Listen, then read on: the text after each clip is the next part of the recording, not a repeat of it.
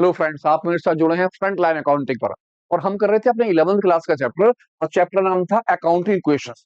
और accounting equation के chapter में मैंने आपको बताया था कि जब हम अकाउंटिंग इक्वेशन का चैप्टर करते हैं तो कुछ हेड बनाने पड़ते हैं। जो हेड कौन कौन से थे? एसेट साइड में कुछ हेड थे, जैसे कि कैश का या बैंक का हेड, स्टॉक का हेड, किसी भी एसेट्स का हेड, डेप्टर्स का हेड या प्रीपेड का। ये किस किस कंडीशन में थे? मैंने आपको वहां पिछली वीडियो में बताया था कि अगर आप कोई डीलिंग कैश में करते हैं तो कैश का हेड खोलते हैं। अगर आप कोई डीलिंग जो है किसी में कर रहे होते हैं, चेक से कर रहे होते हैं, तो बैंक का कॉलम खोलते हैं। इसी तरह से अगर आप कोई गुड्स की डीलिंग कर रहे होते हैं तो उसके लिए किस चीज का कॉलम बनाते हैं? स्टॉक का कॉलम, जिसे हम हेड बोलते हैं। और अगर आप कोई जो डीलिंग एसेट्स की कर रहे होते हैं, एसेट्स का मतलब हो गया मशीन, प्लांट, लैंड, बिल्डिंग वगैरह अगर ले रहे होते हैं तो एसेट्स के हेड बनाते हैं। और अगर आप कोई चीज चीज किस में कर रहे होते हैं, सेल्स वगैरह उधार में कर रहे होते हैं, तो डेप्टर्स का हेड बनाया जाता है। और कोई अगर पहले से पैसे दे देते हैं तो प्रीपेड का हेड बनाते हैं। ये आपके मैंने बताए थे एसेट साइड में हेड बनते हैं, जो आपको ध्यान रखने हैं। कुछ हेड लाइबिलिटी में बनते हैं। लाइबिलिटी में हेड जो बनती है वो क्या होता है? क्रेडिटर्स। क्रेडिटर्स वो आदमी होते हैं जिनसे हम उधार में माल परचेज करते हैं। अगर हम उधार में माल परचेज करेंगे तो क्रेडिटर्स का हेड बनाया जाएगा। और अगर आप जो है किसी को पैसे देने रह जाते हैं तो आउटस्टैंडिंग उसे बोलते हैं। और आउटस्टैंडिंग का हेड भी जो है लाइबिलिटी साइड में बनाया जाता है। इसी के साथ साथ मैंने आपको बताया था, अगर आपको याद हो, कि कैपिटल के अंदर अगर कोई प्रॉफिट या लॉस होगा तो प्रॉफिट प्लस होगा और लॉस माइनस होगा। अगर कोई एक्सपेंसेस होगा तो माइनस होगा और इनकम होगी तो प्लस। इसी के साथ साथ आपको ध्यान रखना पड़ेगा कि आपका interest on capital, interest on drawing, ये कैपिटल से रिलेटिव होता है। यानी अगर आपको ये हेड ध्यान से समझ में आ जाते हैं तो आपके लिए क्वेश्चन बहुत ईजी हो जाता है। इसी के साथ मैंने आपको एक क्वेश्चन बताया था, उसमें आपको समझाया था कि किस तरह से हम डीलिंग करते हैं। उम्मीद करता हूँ आपकी समझ में आई होगी। इसी बात को थोड़ा सा आगे बढ़ा रहा हूँ, और मैं अपने पहले स्टेप की तरफ चल रहा हूँ। मेरा पहला स्टेप जो है परचेज ऑफ गुड्स का है। हम ये देखेंगे कि हम जब गुड्स परचेज करते हैं तो उनके इफेक्ट कहाँ कहाँ पड़ते हैं। आप कैश में परचेज करते हो, आप उधार भी परचेज करते हो, तो इन चीजों के इफेक्ट हमारे कहाँ कहाँ पड़ेंगे, और हम किस तरह से माइनस किस तरह से प्लस करेंगे। तो स्टार्ट करता हूँ एक छोटा सा क्वेश्चन। ऐड होते हैं, आप अपने किसके अंदर लिखते हैं? सबसे पहले सीरियल नंबर लिखते हैं, फिर ट्रांजेक्शन लिखते हैं। जो एसेट्स होती है, एसेट साइड में जितने भी आपके एसेट्स वाले हेड होते हैं, जिन जिन की रिक्वायरमेंट होती है उन्हें लिख लेते हैं। लाइबिलिटी साइड में जो जो आपकी लाइबिलिटी वाले वाले हेड होते हैं, उनकी रिक्वायरमेंट होती है, वो लिख देते हैं। और कैपिटल के नीचे कैपिटल आती है। इस तरह से क्वेश्चन चलता है। तो स्टार्ट करते हैं एक क्वेश्चन। देखता हूं आपके लिए, देखिए ध्यान से क्वेश्चन देखते हैं क्या कहता है। कहता है प्रिपेयर कीजिए accounting equations of Amit on the basis of the following transaction. सबसे पहला है, वो कहता है मोहन जो है, इन्होंने स्टार्ट करा बिजनेस, और वो भी किसमें करा? कैश के अंदर, 1 लाख रुपए से। इसका मतलब है कि मुझे एक कैश का हेड बनाना पड़ेगा। आगे बोलते हैं परचेज गुड्स करा। जब हमने गुड्स परचेज करा, और वो भी सोहन से करा उधार के अंदर, क्योंकि क्रेडिट में करा है, तो एक तो किस चीज का नाम आ गया? गुड्स का आ गया। दूसरी चीज, क्योंकि हमने सोहन से क्रेडिट करा है, और मैंने आपको बताया था जब हम कोई भी चीज परचेज में उधार करते हैं तो किस चीज की, जब हम परचेज में उधार करेंगे तो लाइबिलिटी साइड में क्रेडिटर्स का हेड बनता है। तो हमें हेड बनाना पड़ेगा क्रेडिटर्स का। यानी एक तो मेरा जो हेड हो गया वो हो गया कैश का, और एक मेरा जो हेड हो गया वो किसका हो गया? क्रेडिटर्स का, क्रेडिटर्स। और एक मेरा हेड जो हो गया वो किस चीज का हो गया? स्टॉक का। स्टॉक का किसके लिए? गुड्स। गुड्स की वजह से स्टॉक का हेड बनेगा। कैश में डीलिंग करी गई इसलिए कैश का हेड बनेगा, क्योंकि आपने सोहन से उधार में क्या करा है? परचेज। परचेज करने की वजह से क्रेडिटर्स का हेड बनेगा। ये जो हेड हो गए आपके, वो हो जाते हैं एसिड साइड में। और ये वाले हेड जो है किसमें बनेगा? आपका लाइबिलिटी साइड में। परचेज करा हमने फर्नीचर, अब आपने क्या चीज लिया? फर्नीचर लिया, वो भी किसमें लिया? कैश में। फर्नीचर हमारा क्या है? एसिड्स। इसका मतलब है आपका एक नया हेड बनेगा किस चीज का? फर्नीचर का। फर्नीचर हमारा एसिड्स होता है, और एसिड्स के अंदर फर्नीचर का एक हेड खुल जाएगा। गुड्स रिटर्न टू सोहन, आपने सोहन को माल वापसी कर दिया। इसकी डीलिंग आपने गुड्स में करेंगे आप। तो गुड्स के लिए आपका स्टॉक का ऑलरेडी है ही, क्योंकि गुड्स की डीलिंग करी है, तो गुड्स की डीलिंग हमारे किस चीज में आएगी? स्टॉक के अंदर। इस तरह से इस क्वेश्चन के अंदर जो मेरे हेड बनेंगे, एक तो कैश का हेड बनना है, एक स्टॉक का हेड बनना है, एक फर्नीचर का हेड बनना है, क्रेडिटर्स का। जब भी आप क्वेश्चन करें, उस क्वेश्चन के अंदर ये देख लें कि मेरी डीलिंग किन किन चीजों से रिलेटिव है। अगर एसेट्स के जो जो पॉइंट मेरे इसमें आ रहे हैं मैं उन्हें अंडरलाइन कर लूं, और मैं ध्यान रखूं कि मुझे इन चीजों के हेड बनाने हैं। अगर लाइबिलिटी में है तो लाइबिलिटी में अगर आप परचेज करते हैं क्रेडिट में, परचेज करते हैं क्रेडिट यानी उधार में, तो क्रेडिटर्स बनेगा। आउटस्टैंडिंग हो तो आउटस्टैंडिंग बनेगा, बाकी किसी चीज का हेड नहीं बना रहे अभी आप। के अलावा अगर आपका कोई गुड्स दे रखा हो तो स्टॉक का हेड बनेगा एसेट्स में। कैश की डीलिंग है तो कैश का हेड बनेगा एसेट्स में। कोई assets machine, plant, land, building वगैरह दे रखी होगी, एसेट साइड में उसके नाम से हेड बनना है। तो स्टार्ट करता हूँ इस क्वेश्चन को। आप समझ गए होंगे कि मैंने जो जो डीलिंग अंडरलाइन करी है उनके नाम लिख लिए कि अभी इन इनके मुझे हेड बनाने हैं। क्वेश्चन जब आप सबसे पहले करेंगे तो क्वेश्चन के अंदर आप बनाएंगे इस तरह से फॉर्मेट। ऊपर लिखेंगे अकाउंटिंग क्वेश्चंस, क्या लिखेंगे सीरियल नंबर, ट्रांजेक्शन, एसेट्स में जो जो हेड आएंगे वो आ जाएंगे, लायबिलिटी के हेड आ जाएंगे और कैपिटल के हेड आ जाएंगे। इसी के साथ साथ जो जो आपकी डीलिंग है वो सारी की सारी डीलिंग आप यहाँ पर इस जगह पर लिख लेंगे जैसे जैसे डीलिंग होगी। इस तरह से डीलिंग लिखेंगे, इस तरह से आप अपनी डीलिंग लिख लेंगे। सबसे वन, मोहन ने स्टार्ट करा बिजनेस किस में, कैश में, तो आपका जो एक हेड बन रहा है वो किस चीज का बन रहा है, कैश का। मैंने यहां लिख दिया कैश का हेड। प्लस मेरा दूसरा हेड जो बनना था वो किसका बनना था, स्टॉक का, क्योंकि मेरे डीलिंग के अंदर गुड्स नाम आ गया था, तो उनको उधार में माल बेचा था, इसलिए एक मेरा जो हेड बना था वो बना था क्रेडिटर्स का। मैंने यहां लिख दिया क्रेडिटर्स, क्रेडिटर्स का हेड। परचेज करी थी मैंने फर्नीचर, तो फर्नीचर की वजह से मेरा एक यहां पर हेड बना था एसेट्स में फर्नीचर का, मैंने फर्नीचर के नाम से हेड लिख दिया। इस तरह से मेरा कैश, स्टॉक और फर्नीचर ये आ जाते हैं एसेट्स के अंडर में। क्रेडिटर्स लायबिलिटी के अंडर में आ जाता है और कैपिटल अपनी जगह एज इट इज रहेगी। यहां तक आप समझ लीजिए। आ जाते हैं सबसे पहले, जब मोहन ने स्टार्ट करा बिजनेस कैश के अंदर, तो इसका मतलब हमारे पास कैश का पैसा आ गया। तो जितने भी पैसे से बिजनेस चालू करा जाएगा उतने रुपए बिजनेस में आ जाएंगे और हमारे पास कैश आ गया 1 लाख रुपए का। जब आप कोई भी बिजनेस स्टार्ट करेंगे तो चैप्टर नंबर 2 के हिसाब से वो चीज आपकी क्या कहलाएगी, कैपिटल। आप उतने ही अमाउंट को कैपिटल के अंदर लिख लेंगे। जितने रुपए से आप बिजनेस चालू करते हैं उतने पैसे तो आपके पास कैश में आ गए, उस पैसे को आपने किसके नीचे लिख लिया, कैश के नीचे। इस पैसे को हम कैपिटल के नीचे रखते हैं क्योंकि इतने रुपए से मैंने बिजनेस चालू करा, तो वो भी चीज क्या हो जाती है, कैपिटल। अब मुझे 1 लाख रुपए का हिसाब देना है इस 1 लाख रुपए से कि ये 1 लाख रुपए कहाँ कहाँ यूज हुआ, किस किस फॉर्म में मेरे पास से गया। जैसे कि परचेज गुड्स करा मैंने फ्रॉम सोहन से, और उधार में करा कितने का, 20,000 का, और कितने में, क्रेडिट में 20,000 रुपए का। अगर मैंने कैश में करा होता तो मैं कैश में से क्या कर देता, माइनस, क्योंकि डीलिंग कैश में तो हुई नहीं है। जब डीलिंग कैश में नहीं हुई तो मैंने कैश की जगह लिख दिया 0, क्योंकि आपने परचेज करा क्या चीज, गुड्स। जब आपने गुड्स परचेज करा तो स्टॉक के अंदर आपके पास कितने पैसे आ जाएंगे, 20,000 रुपए का माल आ जाएगा। क्योंकि अगर कोई भी क्या होगा, गुड्स, अगर आप कोई भी गुड्स की डीलिंग कर रहे होंगे तो आप किसके नीचे लिखते हैं, स्टॉक के नीचे। क्योंकि आपने किससे लिया, सोहन से उधार में, तो आपके क्रेडिटर्स इंक्रीज हो गए, आपके पास क्रेडिटर्स के अंदर 20,000 प्लस हो जाएंगे। अगर सपोज कीजिए आप ये डीलिंग कैश में कर रहे होते तो आप क्या करते, कैश में से 20,000 रुपए माइनस कर लेते और स्टॉक के अंदर 20,000 प्लस कर लेते।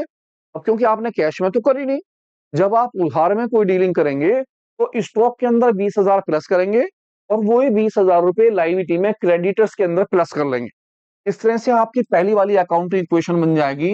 अब आप लिखेंगे न्यू अकाउंटिंग इक्वेशन, आपका नया हिसाब जो बना, न्यू अकाउंटिंग इक्वेशन क्या बनी, 1 लाख का 1 लाख आपके पास पूरा का पूरा है क्योंकि आपने कैश को कहीं भी इस्तेमाल नहीं करा। प्लस आपके पास अब स्टॉक हो गया है कितने का, 20,000 रुपए का आपके पास है स्टॉक। नेक्स्ट, क्रेडिटर्स 20,000 के अब आपके पास हो गए हैं क्रेडिटर्स, और आपकी कैपिटल एज इट इज है 1 लाख रुपए की। इसके ऊपर कोई इफेक्ट नहीं पड़ा क्योंकि हमारी कैपिटल के अंदर कुछ भी चेंजेस नहीं आए। इस तरह से आपके बिजनेस में 1 लाख रुपए की कैपिटल है, 20,000 रुपए क्रेडिटर्स के उधार के हैं, और आपके बिजनेस में 20,000 का स्टॉक और 1 लाख रुपए का कैश है। इन दोनों का टोटल उन दोनों के क्या होना चाहिए, इक्वल होना चाहिए। आप चेक करते रहिए हाथ के हाथ। नेक्स्ट डीलिंग, परचेज करा फर्नीचर। जब आप फर्नीचर लेते हैं तो फर्नीचर हमारा क्या होता है, एसिड्स। तो इसका मतलब है फर्नीचर के अंदर पैसे क्या हो जाएंगे, प्लस। दूसरी चीज, आपने किस चीज में करा, उसे कैश में।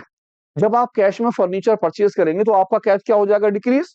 तो सबसे पहले मैंने कैश में से 5,000 कर दिए माइनस, क्योंकि मेरे पास से 5,000 का क्या आ गया, फर्नीचर आया, और मैंने फर्नीचर के कॉलम के अंदर 5,000 रुपए कर लिए प्लस, क्योंकि मेरे पास फर्नीचर आया तो फर्नीचर में इंक्रीजिंग हो गई और मेरे कैश में क्या हो गई, डिक्रीजिंग।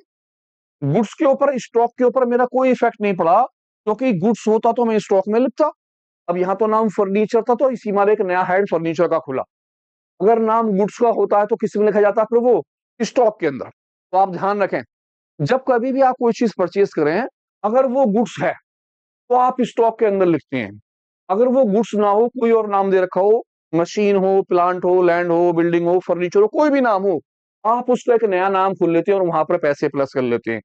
अब इसका इफेक्ट ना तो क्रेडिटर्स में पड़ा, ना ही आपकी कैपिटल के ऊपर पड़ा, कि वो उधार में तो था नहीं, इसीलिए इन दोनों में से कहीं नहीं पड़ा। अब आपकी जो न्यू अकाउंटिंग इक्वेशन होगी वो क्या बनेगी? न्यू अकाउंटिंग इक्वेशंस, यानी कि अब आपका नया हिसाब 1 लाख में से 5,000 कम हो गए। अब आपके पास जो कैश रह गया वो रह गया 95,000 रुपीज का। आपका जो स्टॉक है वो एज इट इज कितने रुपए का है? 20,000 का। और आपका जो है फर्नीचर कितने का आ गया है? 5,000 का। इस तरह से आपके क्रेडिटर्स के 20,000 हैं और आपकी जो अपनी कैपिटल थी वो कितने की थी? 1 लाख रुपए की। आपका बिजनेस 1 लाख और 20,000, 1,20,000 के बराबर इन तीनों का टोटल चेक कर लीजिए। 95,000 प्लस 5,000 1 लाख, प्लस 20,000 1,20,000 का टोटल उन दोनों के क्या हो गया? बराबर हो जाता है।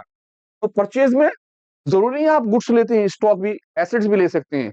अगर गुड्स लेते हैं तो स्टॉक में पैसे आते हैं और एसेट्स लेते हैं तो एसेट्स में जाते हैं। गुड्स रिटर्न करा सोहन को, गुड्स रिटर्न टू सोहन 4,000 रुपए का। अब आपने 4,000 का माल सोहन को दे दिया।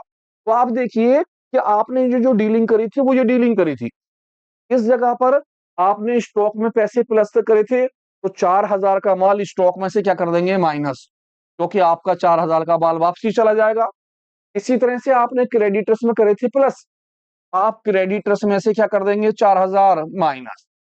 तो मेरे 4,000 स्टॉक में से माइनस हुए, 4,000 ही मेरी किस में से माइनस हो गए?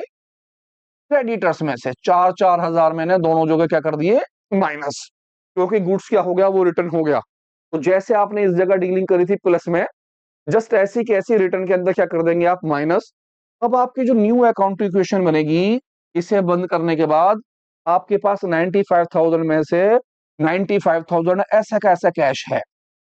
अब आपके पास जो स्टॉक है वो 20,000 में से 4,000 चला गया, कितने का रह गया? 16,000 का आपके पास रह गया स्टॉक। आपके पास जो फर्नीचर है वो कितने का है? 5,000 रुपीज का। आपके जो क्रेडिटर्स रह गए वो भी रह गए 16,000 रुपए के। और आपकी कैपिटल जो है वो कितने की है? 1 लाख रुपए की कैपिटल।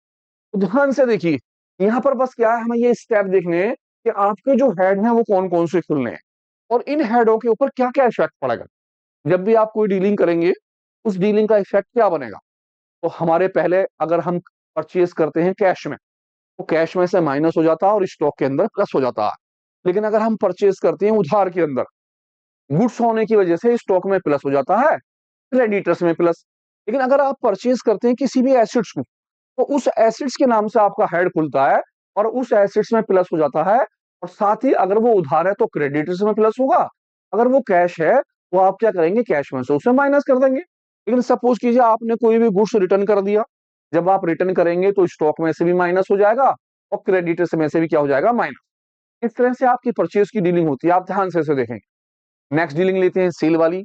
उम्मीद करता हूं आपकी समझ में आया होगा। ध्यान से देखिए, इन डीलिंगों को पढ़िए कि परचेज की कंडीशन कौन कौन सी हैं। तो परचेज कैश में था, परचेज क्रेडिट था, परचेज फर्नीचर भी था, और परचेज को आप रिटर्न भी कर सकते हैं, यानी परचेज रिटर्न, गुड्स रिटर्न गया। लेते हैं नेक्स्ट क्वेश्चन। ध्यान से देखिए क्या कहता है next question. Question number 3, prepare कीजिए अकाउंटिंग क्वेश्चन। सबसे पहले कमेंट्स करा बिजनेस, आपने बिजनेस चालू करा और किस में करा? कैश में। 1,20,000 का कैश है और आपके पास गुड्स है 80,000 का। गुड्स का मतलब आपको स्टॉक इन्होंने निकाल कर दे दिया। अब आपका हेड जो है स्टॉक का हो गया। एक हेड आपका जो हो गया वो किस चीज का हो गया? कैश का। इसका मतलब हुआ कि एसेट्स वाली साइड में एक तो मेरा किसका हेड बनेगा? कैश का। और एक मेरा हेड जो है वो किस चीज का बनना है? स्टॉक का। कैश भी है और मेरे पास गुड्स भी है, गुड्स की वजह से स्टॉक का हेड बनना है। नेक्स्ट डीलिंग, शॉर्ट गुड्स करा हमने कैश में, गुड्स करा और कैश में, तो गुड्स की डीलिंग यानी कैश की और स्टॉक की डीलिंग आ गई। सोल्ड गुड्स करा रवि को। अब आपने रवि को उधार माल बेचा है। जब कभी भी आप सेल करते हैं उधार की, जब आप उधार में माल बेच रहे होते हैं तो आपके एसेट्स में बनते हैं डेप्टर्स। कौन? डेप्टर्स। अब ध्यान रखिए, अगर आप कर रहे हैं परचेज, जब आप करते हैं परचेज क्रेडिट में, तो बनते हैं क्या चीज? क्रेडिटर्स। आप क्रेडिटर्स बनाते हैं। लेकिन अगर आप क्या कर रहे होते हैं? सेल्स क्रेडिट में, उधार में सेल कर रहे होते हैं, तो कौन बनते हैं? डेप्टर्स, और डेप्टर्स जो होते हैं वो क्या होते हैं, एसेट्स। हम डेप्टर्स को एसेट्स में बनाते हैं। इन दो बातों का ध्यान रखिए कि भी इन डीलिंगों का कब इस्तेमाल होगा। तो यहां पर हमने क्या करा, गुड्स सोल्ड करा रवि को क्रेडिट में, इसीलिए डेप्टर्स का हेड बना एसेट्स हेड में। सोल्ड गुड्स करा, कॉस्ट थी 3,000 की, बेचा 5,000 का। अब देखेंगे भाई 3,000 का माल 5,000 में बेचेंगे तो क्या होगा। सोल्ड गुड्स करा, कॉस्ट थी 10,000 रुपए की, और उधार में 8,000 का बेच दिया। तो 8,000 का बेचेंगे तो क्या करेंगे। ये जो कंडीशन है सेल की है, आप कभी भी देखेंगे तो सेल्स में ये कंडीशन होती है। आप ध्यान रखिए कि अगर कैश होगा तो डीलिंग क्या करेंगे हम, अगर क्रेडिट होगा तो डीलिंग क्या करेंगे। अगर किसी गुड्स की कीमत दे रखी है और उसे हम ज्यादा का बेचते हैं तो डीलिंग क्या होगी। कोई गुड्स की डीलिंग दे रखी है और उसे हम कम में बेचेंगे तो डीलिंग क्या होगी। तो स्टार्ट करते हैं, ध्यान से देखते हैं इसके लिए। और सबसे पहले हम क्या बनाते हैं, हम बनाते हैं अपना फॉर्मेट। फॉर्मेट में अकाउंटिंग इक्वेशन ऊपर लिख लेंगे। आप लिखेंगे serial number, transaction, assets, liability और कैपिटल। और साथ में इन सभी बातों को आप सीरियल वाइज यहां उतार लेंगे जो जो आपकी डीलिंग थी। अब हम देखते हैं मेरे एसेट्स के अंदर जो हेड बने थे वो कौन कौन से थे। मेरा सबसे पहला हेड जो था वो था कैश का, तो मैंने लिखा कैश। दूसरा हेड था मेरा स्टॉक का, मैंने नाम लिख दिया स्टॉक का। तीसरा हेड मेरा था डेप्टर्स का, और मैंने नाम डेप्टर्स लिख दिया। लायबिलिटी में कोई हेड नहीं था, कैपिटल अपनी जगह ऐसी की ऐसी थी। तो सबसे पहले मेन काम हो गया तीनों हेड लिखना। मैं आराम आराम से रीडिंग करूंगा, आप ध्यान ध्यान से समझिए। कमेंट्स करा आपने बिजनेस चालू करा, 1,20,000 तो किसमें थी, कैश में। और गुड्स जो था वो कितने का था, 80,000 का। तो सबसे पहले तो मैंने कैश में लिख दिए 1,20,000 के, भैया 1,20,000 का तो मेरे पास कैश है और 80,000 का मेरे पास है स्टॉक। इस तरह से मेरा जो बिजनेस है वो कितने का हो गया, 2 लाख रुपए का। और जो पैसा आप बिजनेस में लगाते हैं उस पैसे को आप किस में लिखते हैं, कैपिटल के अंदर। अगर आपको खाली कैश दिया है तो आप कैश के में पैसे को लिखेंगे और वही पैसा आपका कैपिटल में आ जाएगा। कभी कभी क्या होता है, कैश के साथ स्टॉक भी दे देता है या और चीजें भी। तो जो जो चीजें दे रखी हो इन सभी का टोटल किस में लिख देते हैं, हम कैपिटल के अंदर लिख देते हैं। आप इस बात का ध्यान रखिए। अब करते हैं सबसे पहले डीलिंग। सोल्ड गुड्स करा, आपने गुड्स बेचा और किस में बेचा, कैश में। जब आप कैश में माल बेचेंगे तो एक तो गुड्स, गुड्स का मतलब क्या हो गया, स्टॉक आपका जो है। अब क्योंकि गुड्स है तो स्टॉक में पैसे आने। अब क्योंकि जब सेल करेंगे तो आपके पास से माल जाएगा, गुड्स क्या हो जाएगा, डिक्रीज, और आपके पास कैश आएगा। इसका मतलब हुआ कि कैश के अंदर तो हो गई इंक्रीजिंग, कैश आपके पास आ गया और आपके पास से गुड्स क्या होगा, वो चला जाएगा। 5,000 आपने स्टॉक में से कर दिए माइनस। तो ध्यान रखिए जब भी आप सेल करेंगे आपके पास कैश क्या होगा, आएगा। तो आपने अपने कैश के अंदर 5,000 या जितने भी पैसे थे उतने प्लस करने। गुड्स आपके पास से जाएगा, इसीलिए आपके स्टॉक में से वो पैसे क्या हो जाएंगे, माइनस। आपका इफेक्ट और किसी भी जगह पर नहीं पड़ेगा, आप क्या लिख देंगे, जीरो। लायबिलिटी पे कोई फर्क नहीं पड़ा, आपने लिख दिया जीरो, प्लस का निशान। मेरी पहली अकाउंटिंग क्वेश्चन बन रही है। अकाउंटिंग क्वेश्चंस का मतलब है मेरा नया हिसाब क्या है। मैंने लिखा न्यू अकाउंटिंग इक्वेशन, यानी कि पहले मेरे पास थे 1,20,000, 5,000 और आ गए। अब मेरे पास हो गए हैं 1,25,000 रुपए कैश के अंदर, प्लस 80,000 में से 5,000 का माल चला गया। अब मेरी जो गुड्स रह गए हैं वो रह गए 75,000 रुपीज के। कैपिटल के साथ साथ लायबिलिटी पे कोई फर्क नहीं पड़ा, और मेरी कैपिटल ऐसी की ऐसी कितने की है अभी, 2 लाख रुपए की। ये चेक करने के लिए आप इन दोनों का टोटल चेक कर लीजिए, आपके 2 लाख रुपए पहले बैठते हैं या पूरे नहीं बैठते हैं। नेक्स्ट डीलिंग, सोल्ड गुड्स करा, आपने गुड्स सोल्ड कर दिया और किससे करा, रवि को क्रेडिट में। अब क्योंकि जब आप माल बेचेंगे तो आपके पास से गुड्स तो चला जाएगा, इसका मतलब है 7,000 का स्टॉक क्या हो जाएगा, डिक्रीज। मैंने 7,000 कर दिए माइनस सबसे पहले। अब क्योंकि मैंने उधार में बेचे हैं तो जब मैं सोल्ड करता हूं उधार में तो मेरे बनते हैं डेप्टर्स। मैंने डेप्टर्स के अंदर 7,000 कर लिए प्लस, मेरे पास 7,000 रुपए का क्या आ जाएगा, डेप्टर्स बन जाएंगे। क्योंकि कैश में तो माल बेचा नहीं है, जब कैश में माल नहीं बेचा तो कैश में मैंने लिख दी जीरो। इसका इफेक्ट ना तो कैपिटल पे पड़ा और ना ही किस पे पड़ा, मेरा लायबिलिटी पे। मैंने उन दोनों में जीरो लिख दिया। जब आप उधार गुड्स बेचेंगे तो आपका गुड्स क्या हो जाएगा, डिक्रीज, गुड्स में से माइनस। और उधार बेचेंगे तो डेप्टर्स, क्योंकि सेल की वजह से डेप्टर्स में कर लेंगे आप प्लस। आपकी एक डीलिंग बन गई, आपने इसे बंद करा, और अब आपकी न्यू अकाउंटिंग कहलाएगी न्यू अकाउंटिंग इक्वेशन। 1,25,000 ऐसे कैसे आपके पास हैं? आपके पास कैश पूरा है 1,25 का, स्टॉक 75,000 से 7,000 कम हो गए, तो मेरे भैया रह गए 68,000 मेरा रह गया स्टॉक, प्लस 7,000 के डेप्टर्स हो गए, इक्वल टू लाइबिलिटी पर कोई इफेक्ट नहीं पड़ा, और मेरी कैपिटल एज इट इज है 2 की। ये चेक करने के लिए आप इन तीनों का टोटल लगा लें। जब आप इन तीनों का टोटल लगा लेंगे तो वो टोटल आपके 2 लाख के बराबर आना चाहिए। फिर बार इसे चेक करते रहें जब भी आपको कोई डाउट हो। नेक्स्ट डीलिंग लेते हैं। सोल्ड गुड्स करा, कॉस्ट थी 3,000 की, माल था 3,000 रुपए का, बेचा कितने का? 5,000 का। इस डीलिंग में ये पता नहीं चल रहा कि ये वर्क आपने कैश में करा है या क्रेडिट में। क्रेडिट मतलब उधार। तो जब ये ना पता हो तो हम उस डीलिंग को किस में मानते हैं? कैश में। हम ये मानते हैं कि वो डीलिंग जो है किस में रही होगी? कैश में।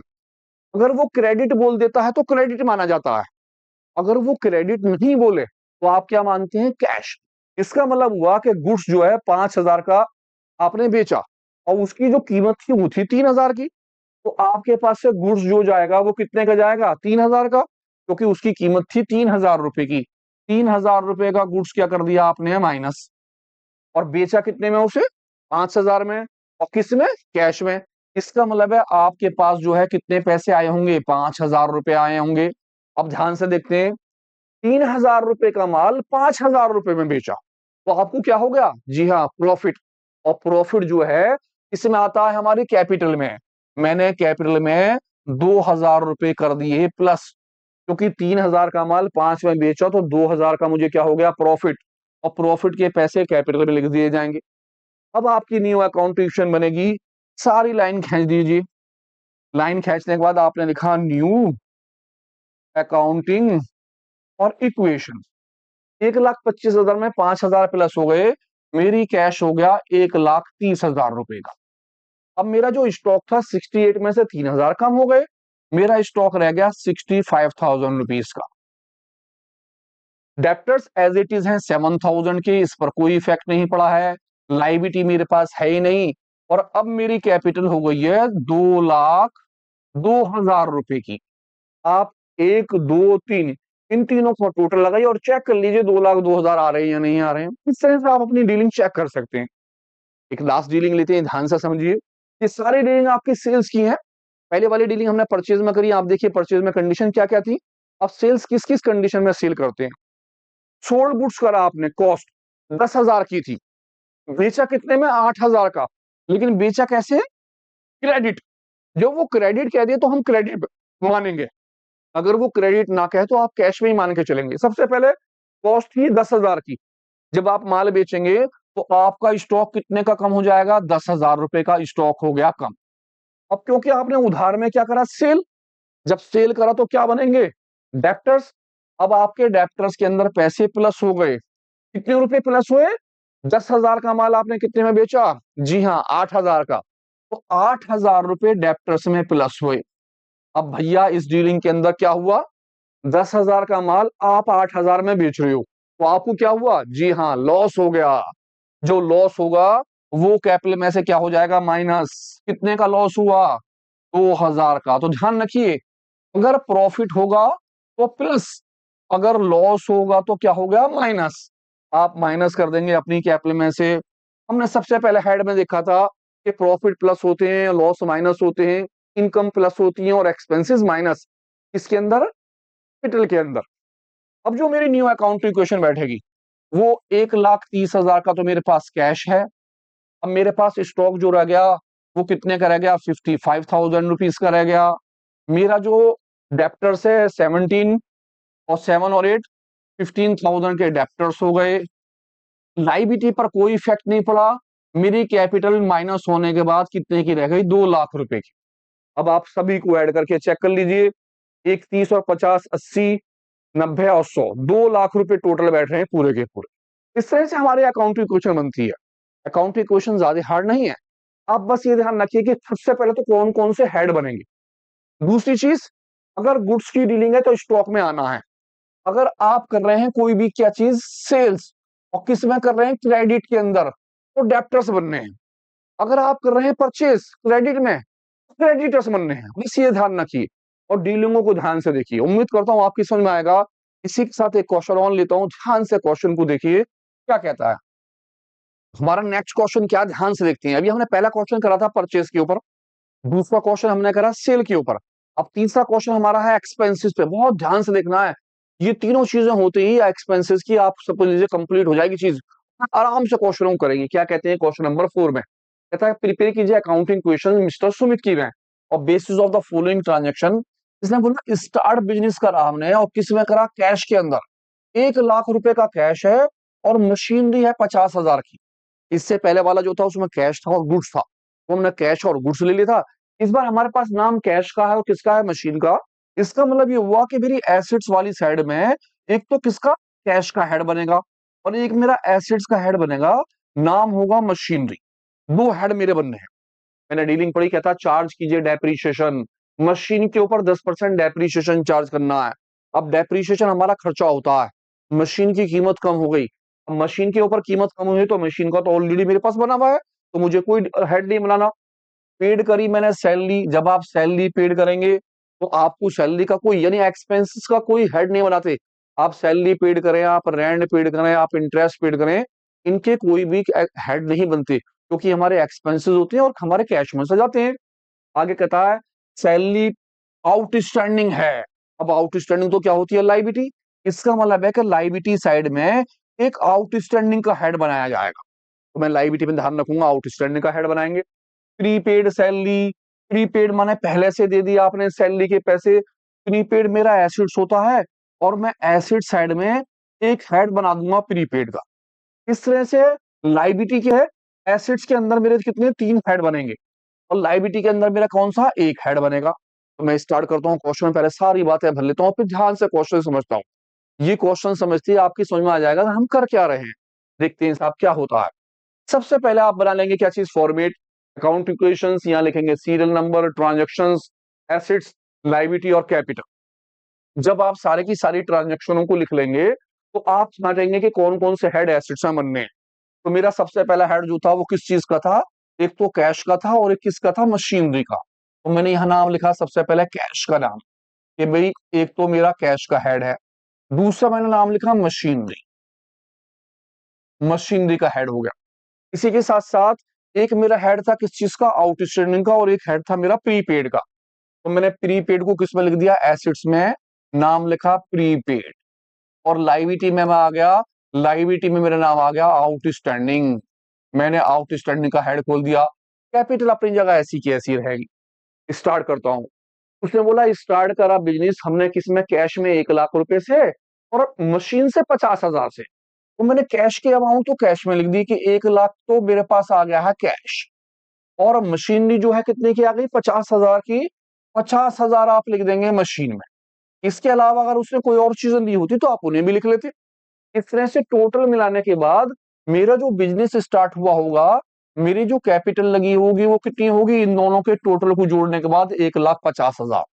यानी कि दोनों पैसे मिलाने के बाद उस अमाउंट को आप कैपिटल में लिख लेंगे, इतने रुपए से आपका बिजनेस चालू हो गया। अब यहां से हमारी डीलिंग चलेंगी। कहता चार्ज करा डेप्रीशिएशन मशीन के ऊपर 10%। इसका मतलब हुआ कि आपकी मशीन की कीमत 10% कम हो गई। डेप्रीशिएशन का मतलब होता है कीमत का कम हो जाना। आपने चैप्टर नंबर 2 में पढ़ा, fall the value of fix assets. अगर हमारी किसी एसेट्स की कीमत कम हो जाती है तो हम उसे डेप्रीशिएशन बोलते हैं। तो मैंने सबसे पहले 10% निकाला और ये जो 10% मेरा निकलेगा वो किसके ऊपर निकलेगा, 50,000 के ऊपर। तो मैंने 50,000 का 10% ले लिया। जब मैं 50,000 रुपए का 10% लूंगा तो आपको पता है उसकी कीमत क्या आ जाएगी, 5,000 रुपए। आप सबको काट देंगे, इसका मतलब है आपकी 5,000 रुपए की कीमत क्या हो गई, मशीन की कम। जो कीमत कम होगी वो आपके लिए क्या होगा, लॉस। क्योंकि आपकी कीमत कम हो गई तो आपको बिजनेस में क्या हो गया, लॉस। और लॉस जो होते हैं वो किस में आते हैं, जी हाँ कैपिटल में है।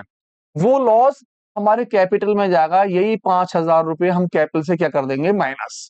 इस तरह से अगर वो कहता है आपको डेप्रीशिएशन, कभी तो वो अमाउंट लिख के दे देता है, 4,000, 3,000, 2,000, 5,000, 10,000, कभी कभी वो परसेंटेज दे देता है। अगर बाय द वे उसने परसेंटेज दी हो तो आप इसकी वैल्यू के ऊपर लगा लीजिए परसेंटेज। उस अमाउंट को आप जिस पर भी डेप्रीशिएशन लगा है, मशीन है तो मशीन, प्लांट है तो प्लांट, फर्नीचर तो फर्नीचर, उसमें से माइनस कीजिए और उतनी ही अमाउंट को कैपिटल में से क्या कर देंगे माइनस, क्योंकि वो हमारी फर्म की नहीं क्या हो गया, लॉस हो गया। अब आपकी पहली अकाउंटिंग इक्वेशन जो बनती है वो इस तरह से बनती है, हम इसे बोलेंगे न्यू अकाउंटिंग इक्वेशंस। 1 लाख रुपए मेरे पास ऐसे कैसे हैं, क्योंकि इस पर कोई इफेक्ट नहीं पड़ा। अब जो मशीन थी वो 50,000 में से 5,000 कम होने के बाद मशीन की कीमत रह गई है 45,000, 45,000 रुपए। प्रीपेड अभी है ही नहीं, लाइबिलिटी पर कोई फर्क नहीं पड़ा। मेरी जो कैपिटल थी वो 1,50,000 से 5,000 कम हो गई है, इसकी कीमत रह गई है 1,45,000 की। आप चेक करें इन दोनों का टोटल उसके बराबर आ गया, तो ठीक है। नहीं आया तो फौरन चेक करें कोई कैलकुलेशन मिस्टेक तो नहीं है। आगे आ जाते हैं। पेड करी सैलरी 3,000 रुपए की।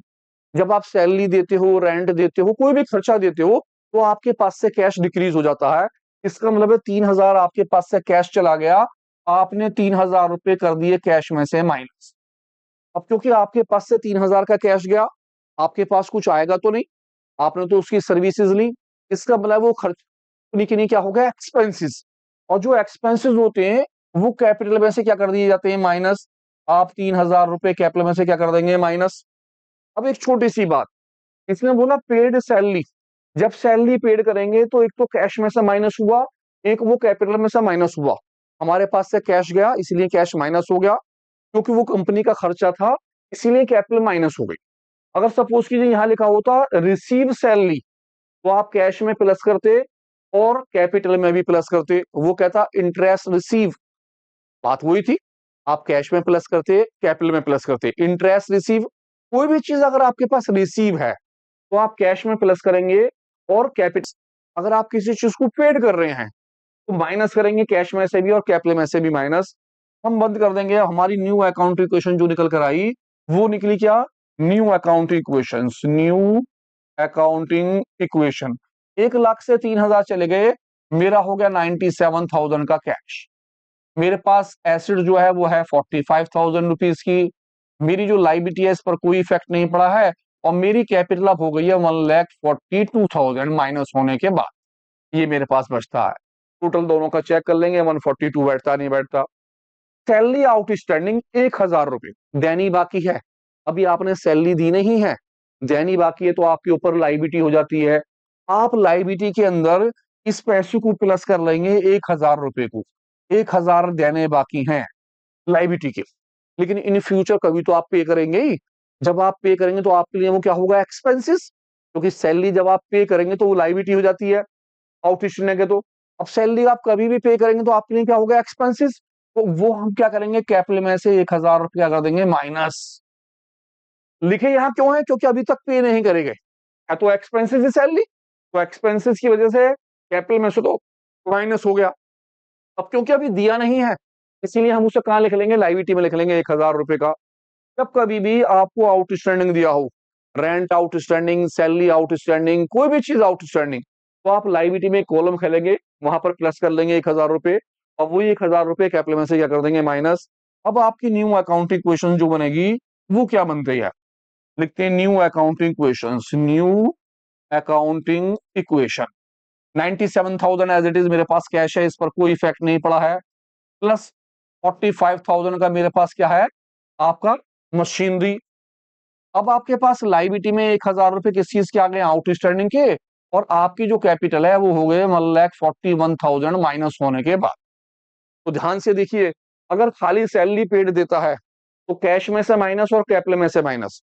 अगर वो कहता है सैलरी आउटस्टैंडिंग, तो लाइबिलिटी में प्लस होगी और कैपिटल में से माइनस होगी क्योंकि खर्चा था। अगर वो कहता है प्रीपेड सैलरी, आपने सैलरी जो है वो एडवांस में पेड कर दी, कभी कह देगा एडवांस सैलरी पेड करी, कह देगा प्रीपेड सैलरी, तो आपने पेड करी। जब पेड करे 2,000 तो कैश में से हो जाएंगे माइनस, 2,000 रुपए आपके कैश में से हो जाएंगे माइनस, क्योंकि प्रीपेड आपने पहले से पेड कर दिए 2,000, क्योंकि आपने पहले से पे करे, अभी वक्त तो हुआ नहीं है, तो आपका एक्सपेंसेस अभी नहीं ड्यू है, तो आप क्या करेंगे, एसेट्स में उस 2,000 रुपए को प्लस कर लेंगे। तब जब लिखा होगा क्या चीज, प्रीपेड, या लिखा होगा एडवांस, आप जो ना अगर एडवांस में क्या कर रहे होंगे, पेड कर रहे होंगे, तो कैश में से माइनस और एसेट्स में एक कॉलम खुल जाएगा। अब आपकी न्यू अकाउंटिंग क्वेश्चन इसके बाद बनेगी। अब देखते हैं न्यू अकाउंट इक्वेशन क्या हुई। 97 से 2000 माइनस हो गए, आपका कैश रह गया 95,000 का।